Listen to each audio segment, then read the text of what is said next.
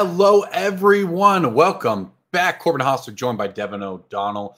Doomwake here in the booth, and we are excited to be together to bring you the top 8 of our Team Trios tournament here at the NRG Championship Series in Madison, Wisconsin. We have had an excellent weekend of Magic. We had Modern yesterday. We had Sealed. We've got side events. And today, to cap it all off, we had Team Trios, Standard, Modern, Legacy.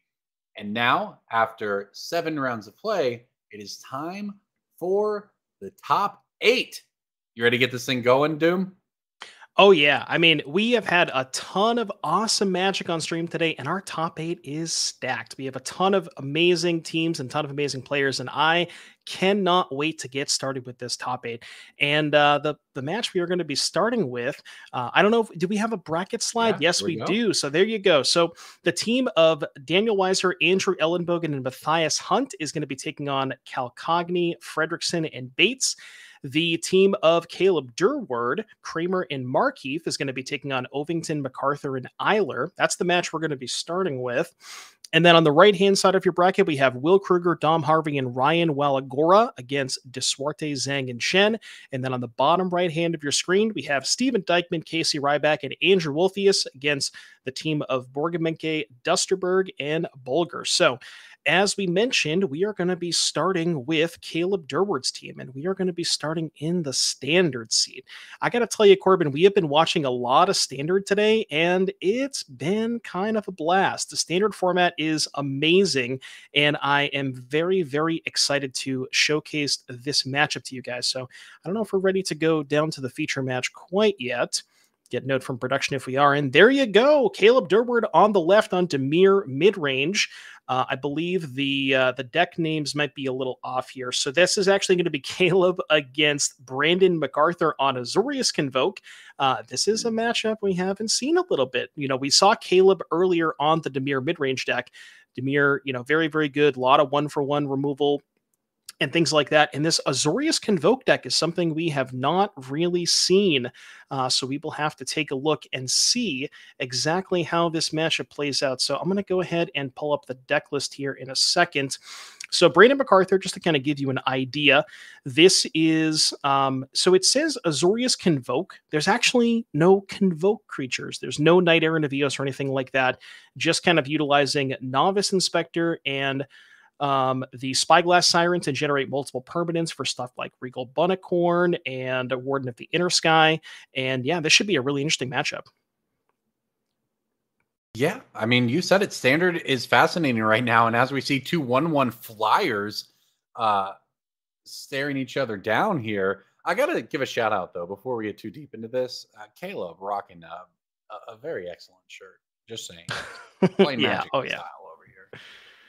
Yeah, Caleb's wardrobe is fantastic. You got to admit that. Caleb, you know, fantastic Magic streamer. Love watching Caleb as we see a Deep Cavern Bat, which is going to take care of a Get Lost, and that's going to be curved into a Preacher of the Schism. Warden of the Inner Sky is the follow-up here alongside a Subterranean Schooner, rather, excuse me. It's going to allow the Warden of the Inner Sky to get a counter on it and a little bit of scry action here for Brandon. I mean, as far as the matchup is concerned, Caleb is very good at answering threats at a 1-for-1 pace, but when there's more than one threat at the at the same time, effectively at this point, it's going to be hard for Caleb to kind of get rid of the manage the battlefield here, as it were. Yeah, what an interesting deck, and what an interest. I mean, this is what, turn 3 in standard, and look how much has been spammed out onto the board. You can get why it might be called a Convoke deck. What an interesting archetype. You know, blue white Siren Spyglass, or whatever that called. It's called the 1/1 Spyglass Siren. Get my words straight here. A 1/1 for one that just does a little map token. These kind of things you don't necessarily expect to be playable in a 3-year standard where up to 12 sets are going to be legal. But when it comes together in the right package, it works out. And here you go, including the bunny, which is going to get in there and trade for the Preacher. Really fun deck design, just talking about standard in general. With that said, digging deeper into this game, Caleb's life total still appears to be nice and healthy, but he has certainly fallen behind on board. So you've got the early start right now, if you're playing Azorius, right, you've got the small creatures. How do you want to follow it up with to continue to build on what you've been able to get going? Yeah, I mean, looking at the deck list here for Hunter, excuse me, my apologies. So we actually do have the names correct. It's just the deck name. The deck names are a little swapped. So it is Hunter on Azorius Convoke and Brandon on Gruul Breach. I mean, as far as what the follow up here for Hunter, what he's looking for is ideally a copy of Steel Seraph, which there are four Hmm. in the deck list, because Steel Seraph is a fantastic card. It's one of the what's the prototype is the mechanic. Let me just double check. Yeah, prototype is the mechanic. So it is a prototype creature, which means that you can cast it for 3 mana, get a bit of a discount, or spend the full 6 mana. But what it does is it allows you to give a creature of your choice, one of your creatures on the battlefield, vigilance, flying, or lifelink, and that in combination with the Bunnicorn is fantastic. As we see Shieldred here cast for Caleb. Yeah, nice 2-3-4 from Caleb, right? Deep Cavern Bat to Shauna's Tidebinder into Shieldred. Hunter doing pretty much anything he wants and dorking around with the small creatures, but Caleb's just going to try to go over the top here, as you might expect from the mid-range deck. And of course, one of Hunter's cards is locked beneath it. But here you go. You named Prototype, and that is a prototype card naming Battlefield. Yeah, there's the Steel Seraph, and this is going to be huge for Hunter because now Hunter is spreading out the threats in such a way that now you are going to be able to give this Regal Bunnicorn flying. If we get a quick count here, 1, 2, 3, 4, 5, I believe 6 permanents. So that's going to give the Regal Bunnicorn flying. It's going to get across over to Caleb for 6 damage. And then next turn, you could maybe even change it up a little bit. You could give the Steel Seraph lifelink. Maybe you could give the Warden lifelink, because with one more counter, or sorry, the Warden already has flying. So you can actually Mhm. get in a really big attack here. Yeah, impressive stuff out of the Azorius deck, even through an amount of disruption, right? From Caleb. He's played cards that do things. He's traded off creatures, and he's played what many see as the scariest threat in standard of Shieldred. I mean, Shieldred's had a fascinating life cycle through standard where people went from calling for it to be banned to one Pro Tour. I had a player tell me it was a trap and it was unplayable, who went on to do well. But it's certainly good in this rotation world. Uh, with that said, so is just turning everything sideways as you're seeing Hunter do. So now taking stock of this, if you're Caleb, you're down to 12 life. You're facing down several creatures on board, and you do have creatures of your own. And you've got to just try to find a way to swing things. It looks like it starts with a Shieldred attack to knock Hunter down to 18. Yeah, and that Shieldred is also going to give Caleb a little bit of a life buffer. You see Hmm. Caleb already down to 12 life. Really needs to find a copy of a removal spell. Needs to find some way to kill the Bunnicorn or the Seraph or the Warden, because, for as much as Shieldred, as good as that card is, it doesn't have flying and is not very good against these large flying creatures here from Hunter. So we'll have to really see what, as far as, what Hunter is looking for. I mean, obviously more copies of Steel Seraph would be pretty good, but, Hunter doesn't need a lot here. Just needs to sort of, excuse me, fade a removal spell from Right. Caleb, and, yeah, just doesn't need a ton to cross the finish line. So looks like we're going to go to combat here, pointing at the Bunnicorn. I spotted a mastermind in Caleb's hand, a fairy mastermind. It's possible he could actually play that and activate it, which would give him some, additional resources. It gives him a blocker. It gives him some play on this turn, right? This is a big turn here. It's 6 mana open. He's being attacked, and what will he do with his 2 mana to get back into it? It looks like step one is the first fairy mastermind, and then we're going to activate fairy mastermind, which makes both players draw a card. So now that Hunter has drawn a card, that'll trigger the fairy mastermind for Caleb. Yeah, and I think the mastermind might just be on chump blocking duty here, Seems like it. where you just block the biggest thing, block the Bunnicorn, and then you're taking 4, 5, 6, 7 from the other 2 flyers. Now, it is interesting that the mastermind activation does give Caleb a little bit more life with the Shieldred, right? So Caleb was at 12, draws a card off the mastermind, plus an additional card that puts Caleb up to 16. So, I mean, in theory, Caleb could just take the hit. And I mean, with those creatures still in play, it looks like Caleb did just take a massive hit here. Well, and he's going to gain some life back on his turn between Shieldred and Deep Cavern Bat, which can, of course, chump block later in the air if it needs to. Okay, so the game goes on here. That big attack from Hunter was not enough to end it, and he adds Case of the Filched Falcon. I don't know if we can get that one up on screen, but it's a Haven't seen Murders that of one all day. Karlov Manor case. Yeah, that is one we have not seen all day. So Caleb's got to read it for sure. I don't blame you, buddy. yeah, this one's pretty good, where it is 1 mana, gives you a second permanent, so it gives you a little bit of bonus with the Regal Bunicorn, and the deck does make a lot of artifacts, right? You have, the card is called Case of the Filched Falcon, where it makes you have a bunch of artifacts, right? Map tokens, clue token from itself, the Steel Seraph, the ways to make a bunch of artifact tokens. And once you solve the case, that's an additional flying threat. And that's exactly what's going on here. Shieldred is very good at clogging up the ground, but the combination of Warden plus Bunicorn plus Seraph is really giving Hunter the ability to kind of just, get these creatures in the air and make sure that he's able to fly over for lethal. Yeah, honestly, a pretty incredible Bunnycorn deck if you think about it, right? It's the 2-drop. It's equal to the number of permanents. You have all of this. Well, this deck has multiple 1-drops that add 2 things to play to make that second turn Bunnycorn scary. And by the time it attacks on turn 3, it's just simply terrifying. That is huge. And as we see, it actually looks like Case of the Filched Falcon is going to get to Shauna's Tidebindered. And then we see the Spyglass Siren jump in front of Shieldred. So Caleb is at 3 life, but he has a huge board here. Yeah, so Caleb taking a massive hit. Now, if you just look at the battlefield, right? Steel Seraph can give the Bunicorn flying, so you have Seraph, Bunicorn, and Warden as flyers, but Caleb does have 2 flying blockers plus the additional life that he's going to gain from the Deep Cavern Bat, right? So if you chump block the Bunicorn and the Warden of the Inner Sky, that, has Caleb gaining 1 life, taking 3 down to 2, and yeah, Hunter does not have a removal spell here, so just going to play more to the board, try and do a little bit of scrying with the Warden, trying to find, I guess you're looking for another copy of Get Lost, which, to be fair, there are only 2 copies in Hunter's deck list, so not a ton of those. But yeah, there's really not a lot of removal in Hunter's deck. It's a lot about just playing to the battlefield and trying to, just get your opponent dead as quickly as possible. Not a lot of interaction. That's mostly, we'll save that for the sideboard. And here comes the attack. Caleb with 4 mana open again. He has the ability to activate the Yuya if he wants, the Fairy Mastermind. Or Utah, sorry, excuse me.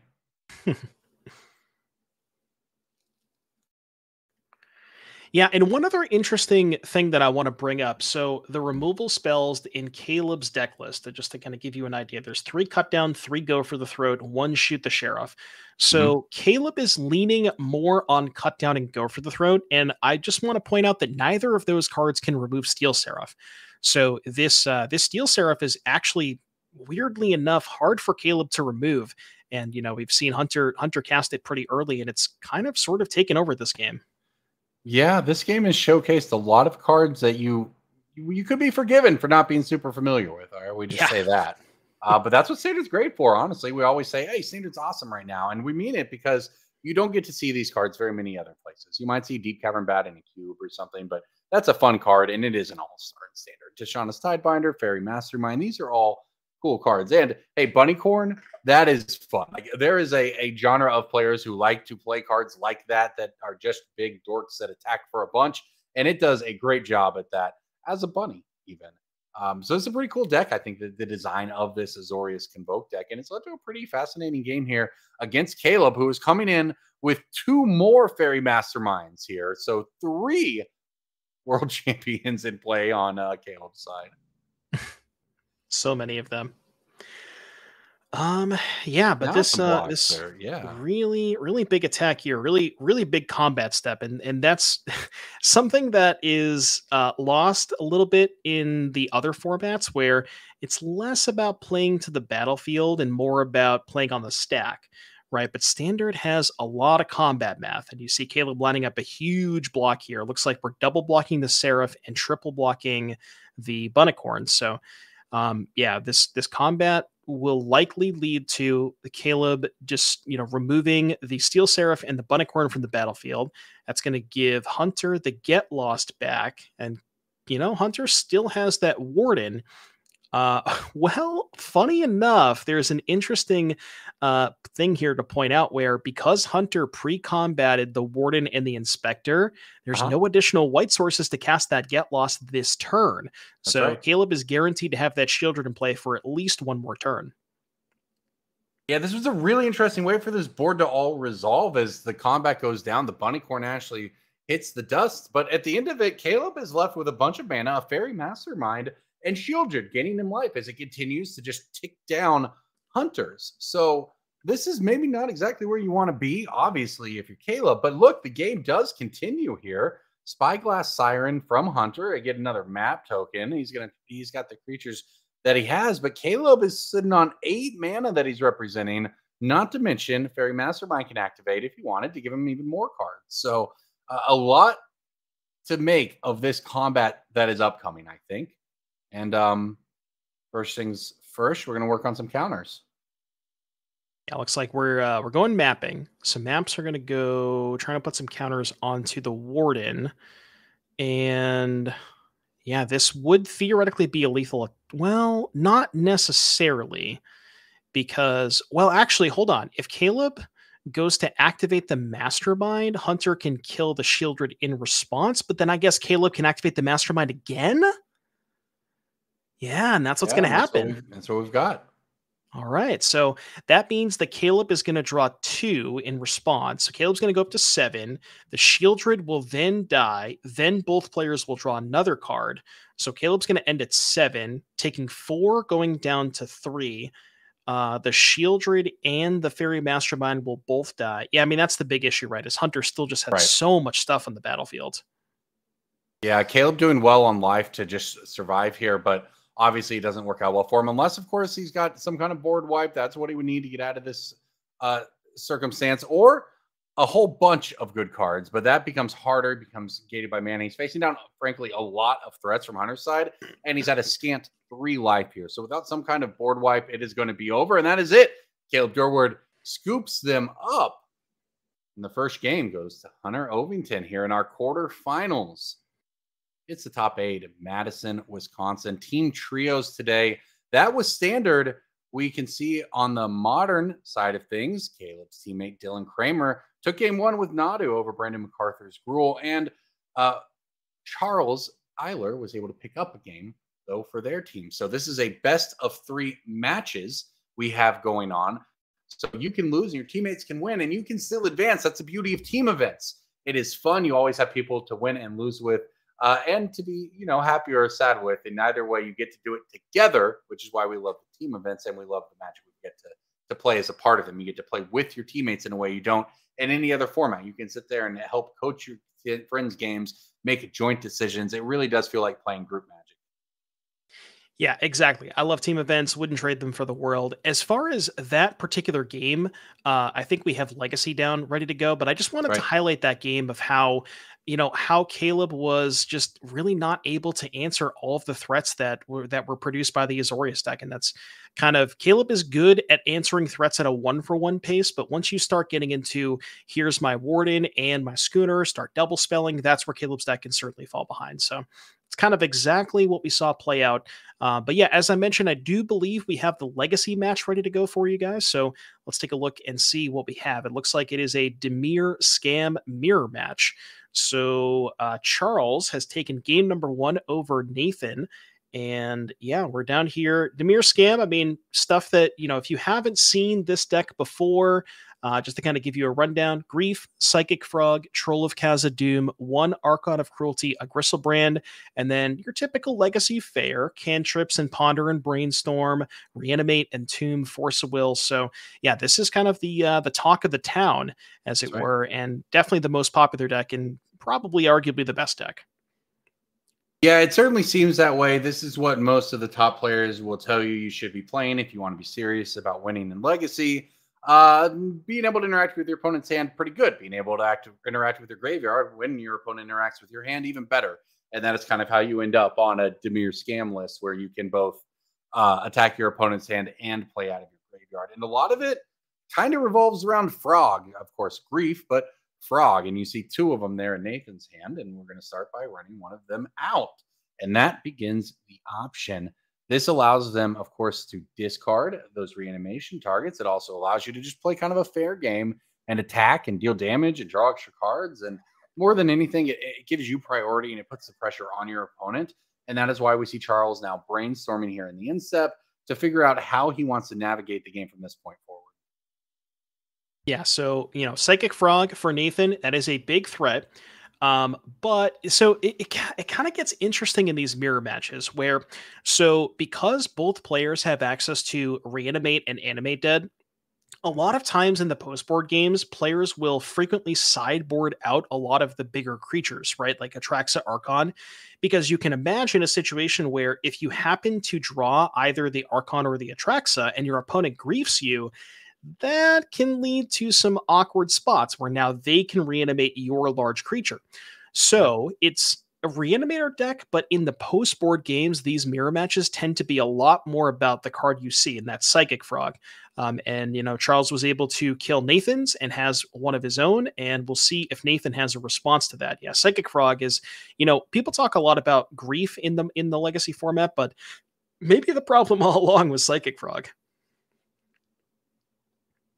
Yeah, it's been incredibly impactful across formats. As you can see, this is not modern you're watching. This is legacy, where it's going really wild. And we're about to, I think, have dueling Psychic Frogs after this fetch. You see, of course, the classic brainstorm, get 3 new cards, but 2 of them that I don't want from my hand back on top of my deck, shuffle them away with my fetch land, go get my Underground Sea, shuffle. All of a sudden, we got new cards and access to new ones on top of the deck. And a frog coming out from Nathan. So one of the decision points I think Charles had there, right, was whether or not to Wasteland, and he was not fired it off. So now 4 lands for Nathan, and he's going to instead just go start with removal on Charles's frog. And then look at this, just passing the turn back, saving his own Psychic Frog, not going for it. Yeah, I love this because the both of these players have 4 copies of Days, and there is if you've played any Legacy with or against Days over the years, you get to the spot in the game where you kind of have to make a decision. Yeah. Where do I want to play around Days early on? And usually, if you've played around Days, you kind of get to a point where you play around it for most of the game. Maybe until turn 4 or turn 5 when your opponent has, say, an opportunity to brainstorm. Maybe they shuffle away that Days because they know that you're playing around it. But in this particular instance, Nathan, very heads up play, just choosing to go for that. And I want to, you mentioned the Wasteland. I want to kind of go back to that because Charles did have the option to Wasteland and chose not to. That could maybe lead me to believe that he's valuing the Wasteland later on in the game to potentially start hard casting larger creatures like the trolls and the things like that. But we'll have to see exactly where Charles wants to go here. Yeah, and as you can see, he did in fact cycle a troll. So a troll is in his graveyard. He's got 4 mana, and now it looks like we're, unless I'm missing what's going on here, it looks like he's in the tank, perhaps trying to figure out what he wants to do. Maybe they're talking to a judge, but this is both players, I think, with what, 3 to 4 cards in hand. Like, this is as even as it gets. This is as tight as it gets. And at this point, as you mentioned, players can reanimate out of each other's graveyards. So now that we've got a good target in there, in that troll, anything can happen from either player. It unlocks a whole new class of cards, and additionally, then a whole new class of concerns. And that's why you see Charles thinking it through and is going to lead off with a ponder here. So we mentioned this is a team event, and actually Charles took a minute there to talk to his teammate Brandon MacArthur about what to do, and that's really the beauty of the team events. Hey, you have a hard choice. Well, you can make it with your buddy to try to make it at least a little bit easier. Yeah, and I did see a copy of Animate Dead in Charles's hands, so it'll be interesting if he wants to go towards that on the Troll of Khazad-dûm. I think it's a Daze, a Ponder, an Animate Dead, and one other unknown card that I couldn't quite get a look at. Looks like Charles does not like the Ponder, but yeah, I talked about how a lot of times these players do sideboard out the larger creatures in the form of, Atraxa, Archon, Gristlebrand, whatever that may be. But Troll is something that you're always going to keep in, and having a Troll in the graveyard can be, as you mentioned, a little bit awkward, open up, your opponent reanimate lines and things like that. So we're going to fire off the Wasteland now. which is interesting because now if Charles goes for Animate Dead, Nathan could have a Daze. Okay, well, we have a land. Okay, land to play. Now we're going to go for Animate Dead on Troll. And we'll see if Charles has a response. I think I think Nathan's hand rather is Psychic Frog, Bowmaster, Fatal Push. None of those cards line up particularly well against that Troll. And Fairy Macabre off the top. Awkward timing on that one.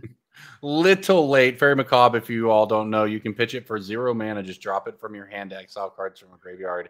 And that would have been very clutch there because it's not very good when you cast it. And this frog is coming down a little late. Well, the Troll has entered play. You're Nathan. You're at 19 life. Remember, Animate Dead gives it -1 power. So I believe it's a 5 power Troll. So you're looking at a 4-turn clock with it coming in. The good news for you, I guess, is that Charles only has a couple of cards in hand after that. And if you're able to connect with your frog as you're untapping with it now, maybe you've got a window to get back in the game here. Underground sees the draw. Yeah, I think if I'm Nathan, I would like my position a lot better if Charles was a little bit lower on life total. Yeah. It looks like that was a Brazen Borrower, I think. Brazen Borrower to bounce the frog and just pass it back, I guess. Yeah, and that's honestly just a good tempo swing, right? Because you mentioned Nathan going to be falling down to 9 after this attack. Not quite lethal, right? Troll plus Borrower, that's only 8 damage, but just the tempo. And Charles recognizes the position that he's in right now on the battlefield, has that massive clock, and as long as he can just buy a little bit of time for that Troll to cross the finish line, it's going to be more than enough. And I believe he has a Psychic Frog of his own as a follow-up. Even more threats to add to the battlefield here. Yeah, Charles looking very good here. I spotted a Force of Will in hand as well. I assume there's a second blue card since he did play out that frog. There's the frog. There's a Force of Will pitching a Daze to try to protect it so that you can come up with hopefully a lethal attack on the next turn if you're Charles. So, all right, here we go. Pressure on Nathan. You're at 9 life. Start with a frog attack. And I think Nathan picked up an Entomb there. So Entomb maybe was the draw step. Okay, so we've got frog blocking frog, and now they're pitching cards. Nathan dumps 2 cards. Charles says, I'm only throwing away 1. That's all I got. So it does prevent the Psychic Frog from Nathan from connecting, and the Bowmasters is a follow-up here. But the important thing, though, is if you are Charles, you are still turning that Troll sideways. It's getting in, knocking Nathan to 4 life. I guess he could try to keep 3 blockers for it, right? Yeah, I mean, Psychic Frog, Bowmaster, and Token with another Bowmaster in hand. That is a flip card. I'm going to go take a look at Nathan's deck list and try and figure out what that is. Well, if Nathan's able to connect with the frog here for a hit, draw an extra card, play Bowmasters, you have plenty of bodies at that point to block the Troll. If Charles whiffed on his 1 draw step, maybe you can swing this back around in your favor because there comes the draw off the frog. Yeah, the only flip card that I saw was Tamiyo. So presumably, if Nathan is tapping 1 mana, I would assume that is a Tamiyo. But yeah, we can even get in with the frog and still hold back 3 blockers.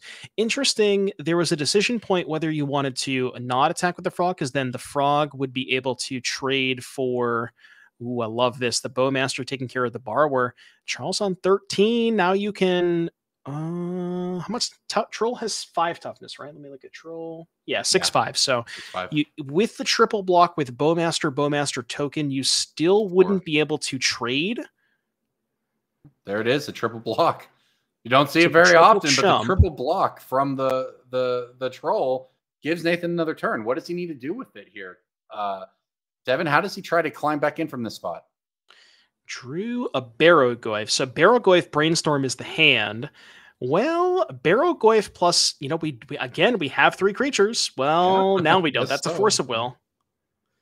So Force of Will is going to target the Barrogoyf, and with no cards in hand, I don't think there's anything that Nathan can find to get out of this. I think that might be Charles taking it down.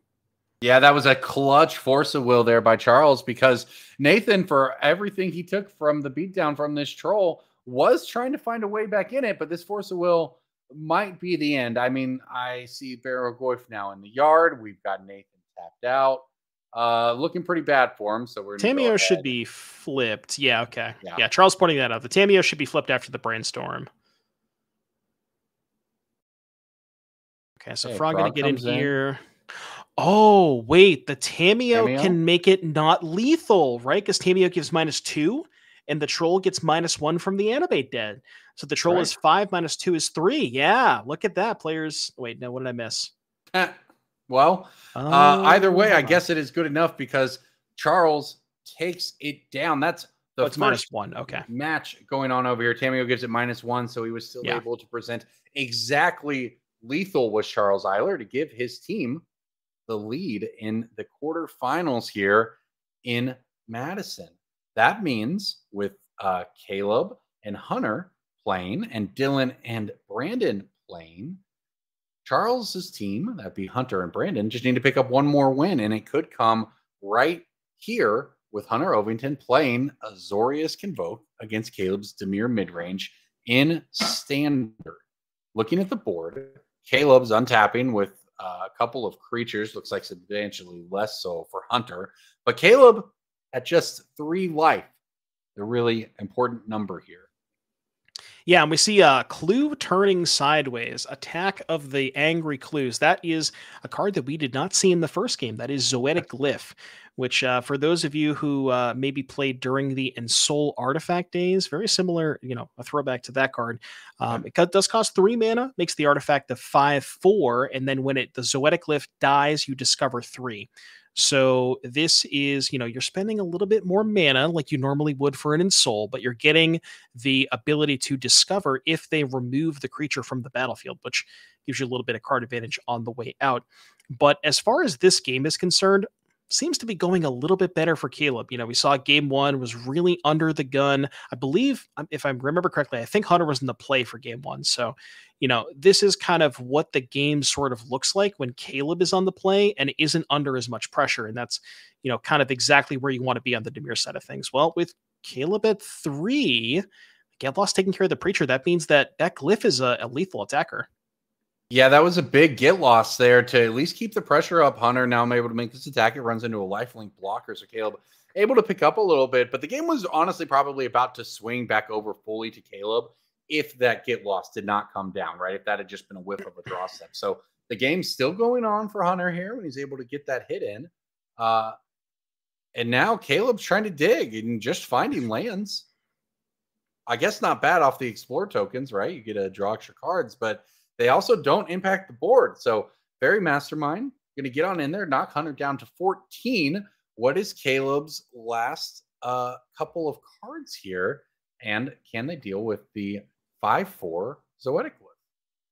Yeah, I'm not sure if we can get a confirmation from production if the life totals are correct. Because I think these might have been, maybe they're the same and it just kind of happened to be a coincidence, but I think these were the life totals from the last match. But we'll get confirmation from production and make sure that the life totals are correct. But with Caleb chump blocking, I have to imagine that the Zoetic Glyph is lethal. So we can imagine at least something is correct. Yeah, that But Urtai yeah, there was Resurrected ran right into that Tidebinder, huh? Yeah, Urtai went to go kill the Zoetic Glyph. Tidebinder from Hunter going to go ahead and answer that. And that was a really big swing because Caleb wanted to be able to kill that Zoetic Glyph. As we mentioned, a lot of Caleb's removal, go for the throat, cut down. That stuff is not going to be able to answer a 5/4 artifact creature. So Urtai, one of the few ways that Caleb has to do that. And we get confirmation from production that life totals are correct. So Caleb at a precarious 4 life here now kind of has to weigh the benefits of, do I want to attack with this mastermind, draw a card? It's a little awkward at 4 life though, so you may just have to play some defense. I think that Tidebinder was a big play there from Hunter because I think Caleb really was hoping for that Urtai Resurrected to turn the corner here for him and maybe get out of that extreme danger zone. But Tidebinder messes that plan up, and here come the creatures turning sideways. Yeah, and one thing I want to point out, this Mirex here from Caleb. Fountain Port was a card that we saw earlier. Fountain Port has a little bit more utility, but you do have to pay life when you make the tokens. The Right. big difference here is that the Fountain Port tokens can actually block, as opposed to Mirex tokens, which cannot block. So, Right. this is a spot where Caleb would probably rather have a Fountain Port, but that Mirex is not going to provide any sort of additional leeway here. As we see the Tidebinder get traded for, it's going to be a Spyglass Siren that can fix the top of the library here for Hunter. It's going to find a land. And I mean, really, at this point, Caleb kind of needs to find as he draws a go Yeah. for the throat. Yeah. That's not going to kill a. That's not going to kill an artifact creature. Unfortunately for Caleb, that token has no throat. It is immune. It looks like it Allegedly, might be a Shieldred as well, though. yeah. I think maybe a Spyglass Siren too. So you could maybe go Spyglass Siren, map onto the. Oh, actually, you could even map onto the Shieldred because if you hit a spell off of the map, you can actually have the Shieldred profitably block the 5/4 because it would have 6 toughness. So that could be something that Caleb wants to play towards. I think weighing the options of, I think that's his plan is Shieldred plus Siren, just not sure exactly which one he wants to map. Yeah, I that's a good guess is the line. Shieldred. Yeah, it's a good line. You nailed it because here comes Spyglass Siren, here comes Shieldred, and here comes a choice. Or he can keep mana open, but no, it looks like yes, that's the play. And he does get what he wants. He's able to get a counter because he's going to explore a Fairy Mastermind to the top. So that means he can either keep it on top or put it in his graveyard. Either way, the Shieldred gets a counter, turning it into a very profitable blocker. So, okay, Hunter, can you deal 4 damage before Shieldred is able to run away with the game? He finds lands. I'm not sure that's going to get it done. Well, I mean, it's a land, but it is also a creature. That's a Restless Anchorage up the top here for Hunter. So, I mean, you would probably imagine if Hunter has any chance at winning this game, it probably has to involve going to the skies. As we mentioned earlier, go for the throat, not great against most of Hunter's creatures, but is Restless Anchorage definitely has a throat to go for. So that one is a good target for Caleb's removal spells, even if nothing else is. And yeah, Caleb, has that lined up. Drew the Fairy Mastermind for turn. Mastermind also kind of goes crazy with Shieldred. And ooh, Caleb getting frisky here, firing off the go for the throat on the Siren. Yeah, Hunter's at 10 life. So why not get aggressive if you're Yeah, feeling it makes good? If you're sense. Caleb, you've got a lot of Yeah. cards in hand. Yeah, and you kind of forced Hunter into this chump block territory of now Hunter. I mean, I guess Hunter could take 5, go to 5. Shelly puts you to 3. The Mastermind puts you to 1. But Hunter is going to chump block. And I don't know if you noticed this, Corbin, but Dylan has taken the match over Right. Brandon on our modern seat. So the entire match comes down to this. We're in the right seat. We went for the block there is attractive. It gives you the Discover trigger. That Discover trigger hits a flyer. That's not terrible. That flyer gives you a map token. Okay. You're also able to sack that. That was a clue, I believe, and you're able to sack it. So Hunter able to cash in for a couple of cards here to try to. This was the big turn. He went for the block. He recognized that creature maybe wasn't going to necessarily connect on the ground. I just need some cards. I need to answer Shieldred. I need to do something because this knocks him down to a really low life total, and that looks like a lot of lands in hand, but also a Mockingbird. So that can copy a Shieldred. Okay, hold on a second. Caleb looks like we're going to respond. Yeah, I like this. This is a heads up play here from Caleb. Wants to respond, activate the Mastermind into the Shieldred so that Hunter does not get the additional trigger from Hunter's own Shieldred. So Caleb is going to pick up 2. It's going to put Caleb to 10 and Hunter down to 4. So you can imagine if nothing else happens, Caleb can trade Mockingbirds, right? The Mockingbird for the Shieldred because they both have Death Touch. That'll be a trade, and then kind of go from there. But I think I saw a copy of Tashana's Tidebinder that Caleb picked up, and that will be able to kind of shut off Hunter's Shieldred.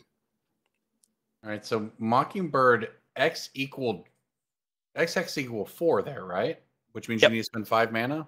No, you would think that, but Mockingbird, for that. some reason, is worded very strangely, where you don't have to. It's not X plus 1. It's just the total a total amount of mana spent to cast it. I don't know why it's like that, but it is worded strangely. Well, there you go. If anyone's wondering, that is why Mockingbird is pretty powerful. It's also why it was able to be mana efficient here and copy Shieldred. But okay, here we go. Tashana's Tidebinder from Caleb. The board has got gummed up again pretty quickly, and a gummed up board means Shieldred just is taking it over, right? Down to 4 life is Hunter. Yeah, I mean, Hunter did have a chance with that Mockingbird giving him his own copy of Shieldred, but with that Tidebinder drawn from Caleb, and I believe an Aclazotz and a Spyglass Siren as the leftovers, This one is looking a little dicey here for Hunter. I mean, does have copies of Get Lost in the main, and then as far as the sideboard is concerned, I believe there are 2 more Get Losts in the sideboard alongside some Tishana's Tidebinders if those came in. So has a number of answers, but really needs to find an answer for Caleb Shieldred very, very closely. Very soon, rather. Yeah, and reminder everyone, Tidebinder, it doesn't just counter a trigger. If it counters a trigger from a Planeswalker or creature, and I believe artifact as well, it turns it off forever. It loses all abilities. So hitting the trigger on a Shieldred removes the triggers from the Shieldred. So that's not copying it, doesn't work out if you're Hunter. And Caleb's just pulling further ahead here. Hunter falls down to 2 life with that latest one. And how about a Duress? Oh my goodness, what a sick play. So the Get Lost was actually known information from the map token off the Bunnicorn. So Caleb, drawing the Duress, knew that, Duress last turn, it wasn't very good. Caleb forces Hunter to draw the Get Lost on Caleb's turn to then Duress the Get Lost. Really heads up play. Very Mastermind enables a lot of cool tricks. Yeah. And you mentioned, you called out how good it is with Shieldred, obviously. Caleb's gained a ton of life. He was not all that long ago sitting at 4 or 6 life, and we're like, oh, can Hunter come up with the last few points? And just 2 turns of Shieldred later, this is essentially all over. And Caleb is going to try to even things up here, which would, send us into a deciding 3rd and final game. And there it is, game number 3, and we, Hunter is going to be in the play, which is kind of what we saw in the first, well, it is what we saw in the first game. So we will have to see as far as the sideboards are concerned. I don't know if we have deck lists available for you to put them on the screen. Look at that. We do. Coverage. We do. Thank you. So as far as what Hunter is working with here, we'll kind of lay out the sideboard. 2 Lorraine of the Third Path, 3 Tishana's Tidebinder, 2 Archangel Elspeth, 2 Elspeth Smite, 2 Disdainful Stroke, 2 Get Lost, and 2 Negate. I mean, you kind of saw that game how much of a problem Shieldred is for Hunter's deck. So I would imagine the Get Lost are probably coming in. If Hunter suspects the game gets a little bit grindy, maybe something like Elspeth. But the problem with Elspeth is Caleb isn't kind of your average mid-range deck, where Caleb actually has a lot more cheap creatures to apply to the battlefield. And on a wider board, like if Caleb has, those draws that involve, say, I don't know, 2-mana flyer into Gix into something, Elspeth looking a little bit worse on those kinds of boards.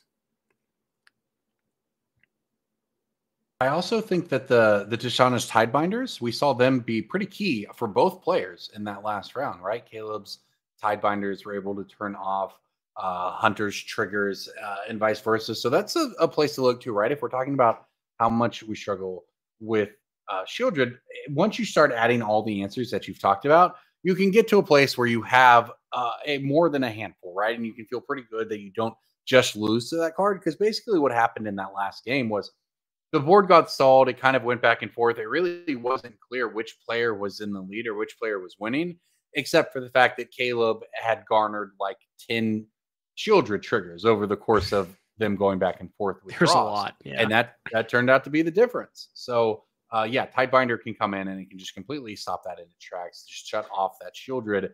So I think if you're Hunter, you consider what you lost to and what you can do about it. The board seems likely to be stalled again, although you are on the play. You can try to go faster.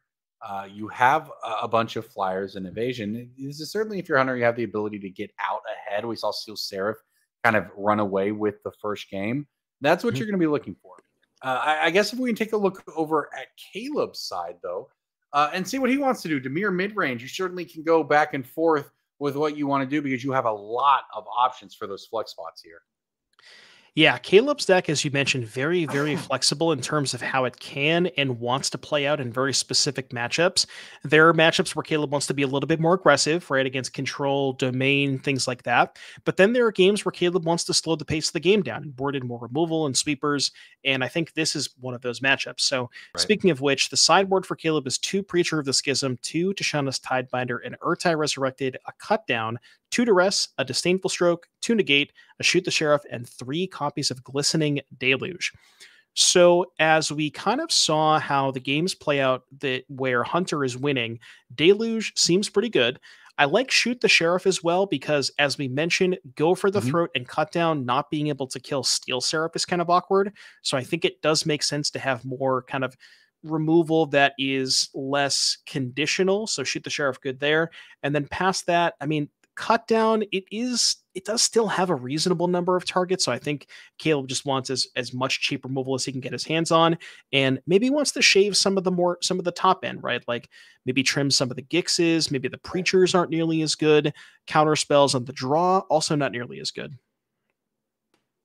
Yeah, thinking about those Gixes in that top end, right? You don't want to get into a situation if you're Caleb where you end up with three or four mana cards in hand and are unable to deploy them before you kind of get run over by the convoke deck, right? So I think if anything, you want to make sure you keep your curve at a nice, safe, lower level so that you're able to interact in those early turns and just keep from getting blown out and go from there. And as we see, Hunter is going to try to do exactly that because he has probably one of his best possible starts there with that Warden.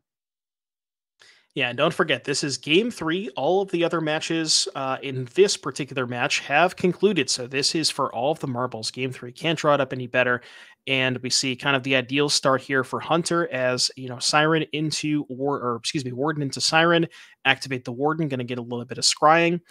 And this is kind of so remember how I was talking about during sideboarding the Yeah. Glistening Deluges, where Glistening Deluge, powerful card, but against Warden of the Inner Sky specifically, when the Warden player is on the play, they can actually outsize it before that Caleb has the opportunity to cast that Deluge. And it looks like that might be exactly what's happening here as we see Glyph on the map token. This is quite the start here for Hunter. Yeah, this is really impressive stuff if you're Hunter because that glyph allows you to help grow your Warden, which gets it out of the range of the sweeper you mentioned. But on top of that, it also is going to give you another threat next turn, which is big in itself. Now, And oh, by the way, it has, and there it is. Hey, look at this. You called it the sweeper comes down, but there is still some left over because Hunter was able to have the Zoetic Cavern. And here comes boy. the Steel Seraph even to get the beatdown going. So despite the sweeper for Caleb, Hunter ended up in a pretty good spot here. Yeah, and it's interesting too because it's funny how I was that exact situation I was talking about came up with the deluge, but because Hunter decided to cast the glyph, which obviously it made sense, but the glyph, because Hunter cast the glyph, it ended up making it so that the deluge was able to kill that Warden. Now that being said, Hunter's follow up was phenomenal, still having the Steel Seraph, and yeah, Caleb really needs to try and find a way to remove this the map token from the battlefield, and we will have to see exactly what we picked up. Oh, that's a Mockingbird. That's going to be another copy of Steel Seraph. Phenomenal draw here for Hunter. Yeah, Hunter just trying to end the game right now. This was an incredible start. We can see Caleb is sitting on a Tidebinder there. I think he was probably hoping to do something with that, say Tidebinder the Steel Seraph trigger, but a second one Oh, would completely mess it up. actually, yeah. Can we get a judge? Now chat's bringing up a good point. The mana for Hunter is Plain Seachrome Coast. What's that other land? That's some. Did he? Oh no, did he play Mirrex last turn? Never mind. I apologize. Never mind. Yeah, the Mirrex was played last turn, I believe. Okay, here we go. Mockingbird on the stack. It's Urtai resurrected to take it down. That's what Caleb does. So now you have to come up with a different target for your Mockingbird. It's not going to be quite that easy. So it looks like it probably copies the Warden there, and then we get a Novice Inspector and a Clue token. So Caleb finding the ways to hang on here. He's at a really precarious life total, and look, he's still in a lot of trouble, but he is going to untap and stay alive, and that is really all you can ask for when you are facing down this kind of start from an Azorius deck that it can get very aggressive. Yeah, so Caleb is probably going to end up. Oh, do we have life totals wrong? We must have life totals wrong, right? Because the glyph makes it a 5/4. Yeah. Okay. We must have had something off with the life totals. Not sure. But in any case, the glyph is going to put Caleb down to 2. And yeah, I mean, Caleb's still in a really, really rough spot here. Needs to find answers to multiple creatures.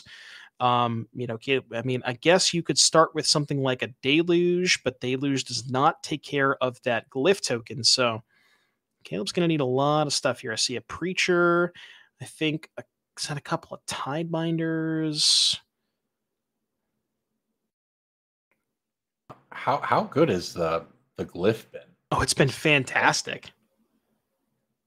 It's been incredible, and it's just the threat of it, even because the idea is that, oh, Caleb needs a sweeper. Well, even if he has a sweeper, he could still end up facing down lethal when that happens because of the ability on that glyph to discover 3 when it hits the graveyard. So an extremely tough spot here for Caleb. He does opt for the Preacher.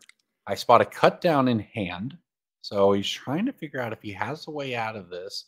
Cut down's pretty good. He passes the turn back.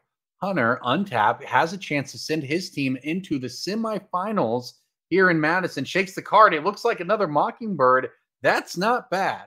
Don't know if it's good enough, but it is not bad. Hunter trying to come up with the last points of damage to knock off Caleb Durward and advance. Yeah, presumably the Mockingbird would want to copy the Preacher of the Schism.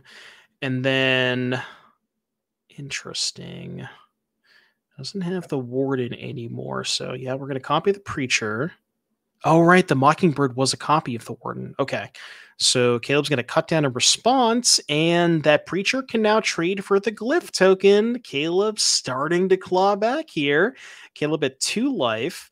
And, you know, if the Preacher does trade for the Glyph token, Hunter will get a card off of the Glyph trigger. But, I mean, you know, you could certainly start to see a way where Caleb can get back in this, right? Especially if this doesn't hit anything crazy, which exactly Spyglass Siren's beatable. Yeah, well, the idea is if it hits something, then that you could draw your sweeper for a Deluge and take it out. You're right back in the game. At least that's the idea. So here we go. Caleb has found a line to untap. I think he drew Deluge. I spotted a Shieldred in there too. So he's even got a post-Deluge plan if he can figure out how to get there. There's some Tishana. Oh, my goodness. Well, yeah, he did draw Deluge that turn. So the hand right now is Tidebinder, Deluge, Shieldred. Unfortunate for Caleb, only has 5 mana. Caleb would really like to have a 6th mana source here to be able to go. Oh, right. The Mockingbird is copying Preacher. Right. Yeah, that so Deluge won't clear enough. that. It's going to take 2 cards here for Caleb. And he can't come up with it. He says, good game. And that is that. Hunter Ovington, Brandon MacArthur, Charles Eiler advancing into the semifinals here in Madison, Wisconsin. Team Trios NRG Showdown. Woo! What a match we just watched. We got to see Legacy. We got to watch Standard all the way through. And Standard living up to the hype, I'd say. Yeah, that was phenomenal. I mean, there was a lot of back and forth in those games. I mean, a lot of it did come down to Hunter just kind of... Hunter did win the games where he was in the play, which is the games you would kind of expect a deck like Azorius Convoke. And that's really exactly how the games played out. And it was very awkward. There was situations where Hunter was presenting threats that Caleb didn't have the right answers for. Remember in that game where we saw Steel Seraph take over, Caleb had Go for the Throat. That game right there, Caleb had Glistening Deluge, Hunter had a 2/4, and the removal spells just kind of didn't line up the right way. On top of that pressure that Brandon was able to amass in the early game, that is what was able to seal the deal. Yeah, and with that wraps our quarterfinals. And that means now it is time to move on to the semifinals of our Team Trios here at the NRG series in Wisconsin. This is a showdown, remember, so there's $10,000 on the line as far as prizes go. It's a 10K. And on top of that, we're playing for invites. We're playing for points. We're playing for championship series qualifications. We are playing for custom tokens done by Inkling Customs. What more could you ask for? And on the other side, we will be heading towards the semis. So let's take a look at our bracket and see what awaits us. So this is all of our matches. So the team of what you saw on our screen, the Durward, Kramer, Marheefk, falling to Ovington, MacArthur, Eiler. On the top left of your bracket, Weiser, Ellenbogen, Hunt defeating Kalkogni, Fredrickson, and Bates. Top right, Kruger, Harvey, Walagora defeating Desuarte, Zhang, and Chen. And then bottom right, Dykman, Ryback, and Wolfius falling to Borgmenki, Dusterberg, and Bolger. So I guess we had 4 kind of Titan teams, and 2 of them have made it into the top 4. So this should be a very, very interesting top 8, and I'm very excited to see where we go from this. Now, again, we will be right back after this, so don't go anywhere. Stay tuned.